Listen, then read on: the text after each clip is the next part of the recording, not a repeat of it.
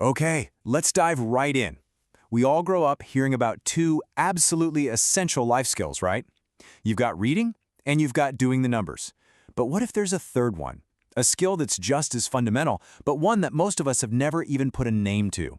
Well, today, we're going to explore this idea called Measuracy. So here's how we usually see the world broken down. You've got literacy, which is all about your command of words. Check. Then there's numeracy, your ability to handle numbers. Also check. Everyone agrees those are crucial. But then, look at this third row. Measuracy. What in the world does that even deal with? And that question mark isn't just a blank space on a chart, it's a massive gap in how we're taught to see and interact with reality. I mean, this quote from the source material just hits the nail on the head. Just think about that for a second. Can you imagine not having a word for reading? Or for counting? It's unthinkable. So the fact that we're missing a word for this, well, it really shows you how deeply this core skill has been overlooked, not just in school, but in our everyday lives.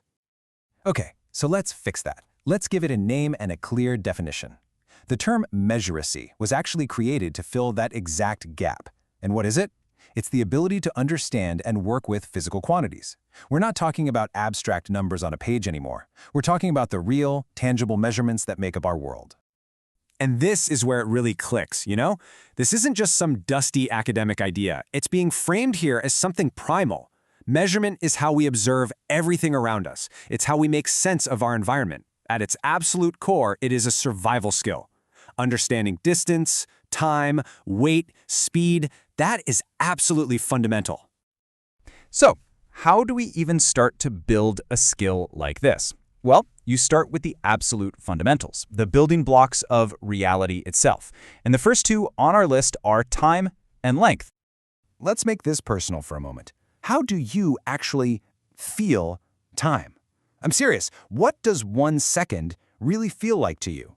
Can you truly intuitively grasp the enormous difference between the span of a century and the impossibly tiny flash of a nanosecond? Getting a real gut-level sense of time, that's the first step.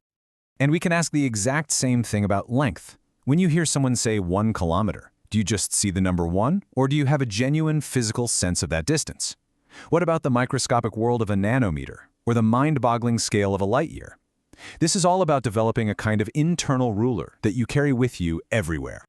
And once you have that intuitive grasp of length, guess what? You unlock the next level. All of a sudden, you're not just seeing lines anymore. You're seeing area, you're seeing volume, you're actually perceiving the space things take up. So yeah, welcome to geometry. Not the boring class you might remember, but a whole new way of seeing the world. All right, let's keep building on this. Once we have a really solid feel for time and length, we can start to combine them. And when you do that, you get to understand something totally new and dynamic: motion. See, the key thing here is that these ideas aren't separate. They build on each other. You put length over time and boom, you get velocity, how fast something is going. Then you look at how that velocity is changing over time and you get acceleration. These aren't just abstract formulas. They're the language we use to describe how literally everything in our world moves.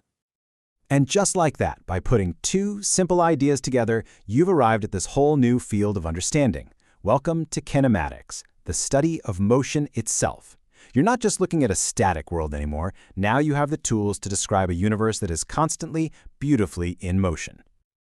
Okay, so we've got time, length, and motion down.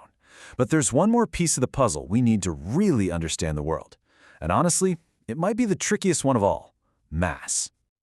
So, what's the big deal with mass? Well, because up until now, we've only described how things move. Mass is the secret ingredient for understanding why they move. It's the key that unlocks the door to concepts like force and energy, the actual interactions that make the world go round and evolve from one moment to the next.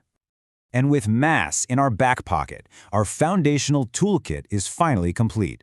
Welcome to dynamics. Now we get it. We don't just see how things move, but we understand the forces that make them move.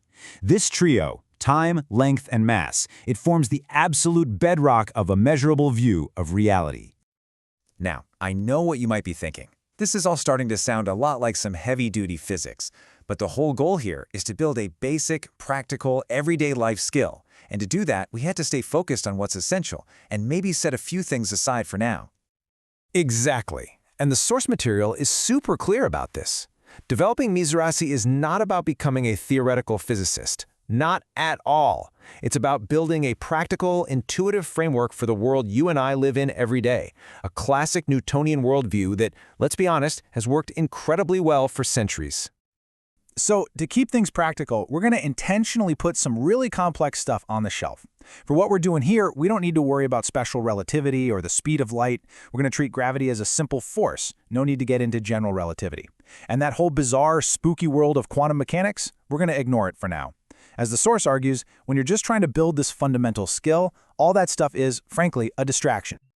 So after breaking all this down, the real question isn't about physics or complicated theories. It's about you. It's time to kind of turn the lens around and think about our own skills. Seriously, think about your day-to-day life. How good are you at guessing how long it'll take to get somewhere in traffic? Can you eyeball a distance and be pretty close? Do you have a good feel for how much your groceries weigh without a scale? That's Measuracy in action. So the question is, how do you measure your world? Because in the end, Measuracy is way more than just another skill. It's really a language. It's a way of reading the physical world that's just as fundamental as reading the words on this screen.